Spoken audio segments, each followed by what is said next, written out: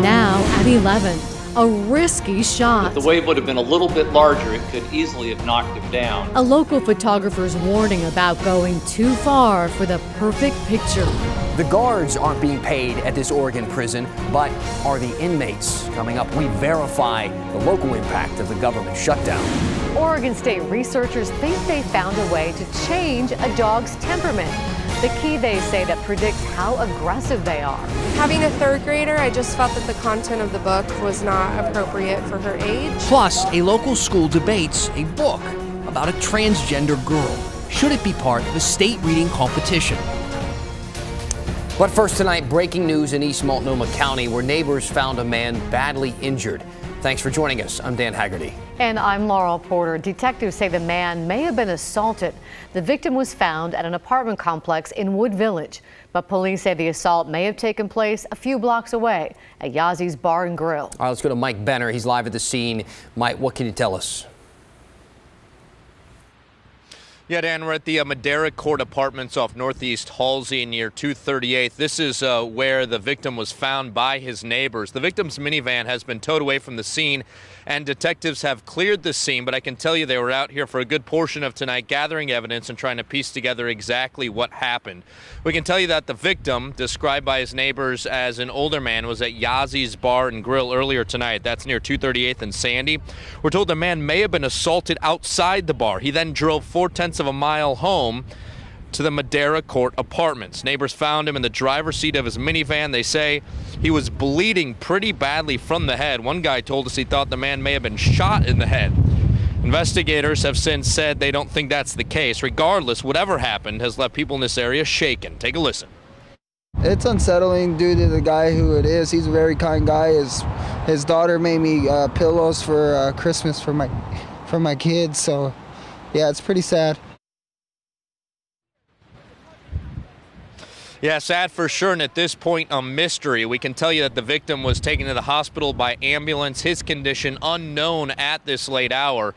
In the meantime, anyone with information about what happened out here is urged to contact the Multnomah County Sheriff's Office. Back to you. Thank you, Mike. And new tonight, controversy over a children's book in Scappoose.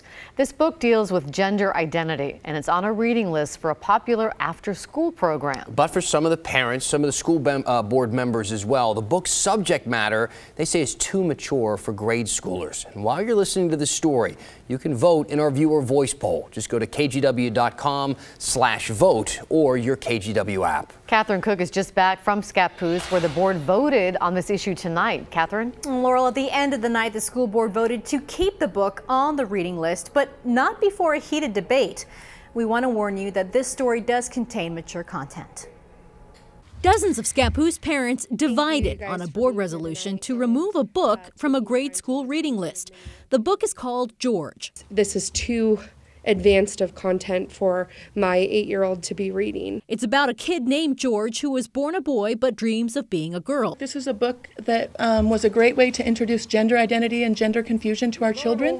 But many parents feel parts of the book are too mature for grade schoolers. I would argue that no book that has the language used in this book, such as dirty magazines, penis bobbing between her legs, and growing some balls, is a high-quality writing for an 8-year-old. The book George is part of a reading list for a statewide volunteer reading contest called Oregon Battle of the Books, or OBOB. The Scappoose School Board proposed taking George off the list. That would mean kids participating in the after-school program wouldn't be able to compete in the regional and state OBOB contests. This book was nominated by many people around the state. Stuart Levy is president of the Oregon Association of School Libraries. He says one of OBOB's goals is to expand kids' worldview. We always encourage everybody to read a variety of books, books that are similar to themselves, books that are different from themselves. They're windows into the world and to other people. Nay. On this night, it seemed the board agreed, voting down the resolution 5-2. She's going above all of you. This is not over. It's a disappointment that we couldn't have come to some sort of compromise that fit everyone's opinions. I'm so grateful that the board made the right decision here. The Canby School District decided to omit George from its grade school OBOB reading list, and both the Hermiston and Cascade School Districts decided they just wouldn't participate in this year's OBOB competition at the elementary school level because of the book. Back to you. All right, Catherine, thank you. There's a lot of people at that meeting had opinions. We want to know what your opinions are at home, so we have our viewer voice poll open right now. Let us know what you think about the book. Just go to kgw.com/vote or click the Vote Now tab on your KGW app. We'll check in on the results a little later in the show. There's an alert tonight from police in Woodburn. They caught 2 people putting a skimming device on a bank ATM. Here's a look at the suspects. They were caught on surveillance at the Columbia Bank branch. This is on North Evergreen Road. Take a close look. Do you recognize anybody there? The skimmer was discovered Friday, and all customers that used the ATM while the device was on have had their accounts suspended. If you recognize the suspects, call Woodburn Police. Pictures of a sea lion eating a big sturgeon. This is the Willamette River near Oregon City. Has some people fired up tonight. Ryan Lucy said he snapped the pictures yesterday afternoon from the shoreline in West Lynn. The state considers sea lions to be a nuisance, blamed for endangering stocks of salmon, steelhead, and sturgeon. Gave the okay for them to be captured and killed. The group Coastal Conservation Association of Oregon says it's about time. I'm pleased that we finally had some action on this. We've been trying to get something done on this for 10 years. So the program is approved right now by the federal government. Brings out strong opinions, though, on both sides. Some saying killing the animals is wrong. State biologists say the animals threaten to push wild steelhead into extinction. We are now at the end of day 24 of the government shutdown, the longest in history. And neither President Trump nor the Democrats in Congress seem to be any closer to reaching an agreement. And for federal workers not getting paid, the shutdown brings real sacrifice. Air traffic controllers, for instance, in Atlanta rallied, calling for the government to reopen. They worry about airline safety and about adding more stress to what's already a stressful job. About 800,000 government workers are affected. Many of them missed their first paychecks last Friday.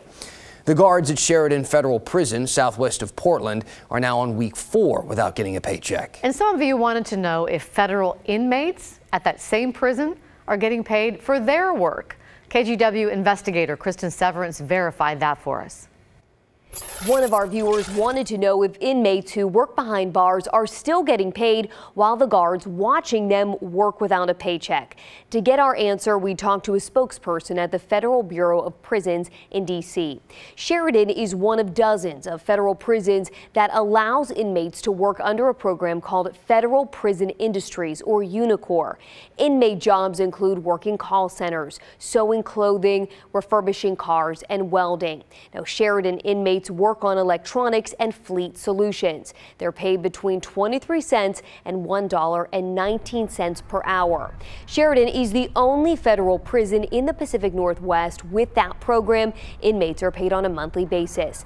They often use that money to pay court-issued fines, child support, and victim restitution. So this is important. The UNICOR program is not funded by Congress and is not affected by the shutdown. So we can verify federal inmates who work for UNICOR at Sheridan and across the country are still getting paid, while guards at those same prisons are entering their 4th week of unpaid work. Do you have something you want us to verify? Please email us at verify@kgw.com.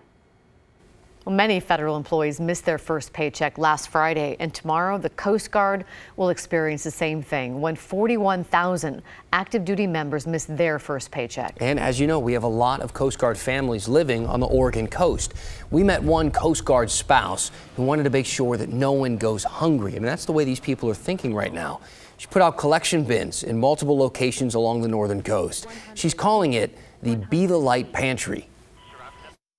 And I'm trying to be the light in the dark place right now with our community. And I want to project that positivity, and I want to help as many of our community members, Coast Guard members, as I can.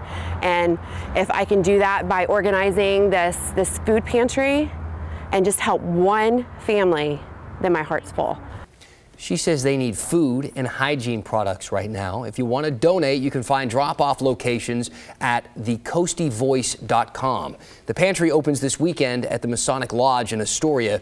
All federal employees, along with retired and active duty Coast Guard members and families, are all welcome. Coming up, a man who saw a fellow photographer taking a big risk at the coast wants to stop others who might not be so lucky. Plus, most of the boats that were floating are now sunk. There's 8 or 10 sunk boats down there. Camping on the Columbia, derelict boats filling the river with pollutants and a homeless crisis spreading, they say, in the water. I'm Matt Sofino. It is still a clear night and a chilly one, 39 degrees. The east wind continues to blow. We'll check the wind chill coming up, and we'll check when the snow and the rain will return to the northwest. And you have a few more minutes to vote in our viewer voice poll tonight. Do you think the book George, that we told you about at the top of this newscast, should be part of a grade school reading list? So far, 72% of you say no. Go to kgw.com/vote or use your KGW app to vote. We'll be right back.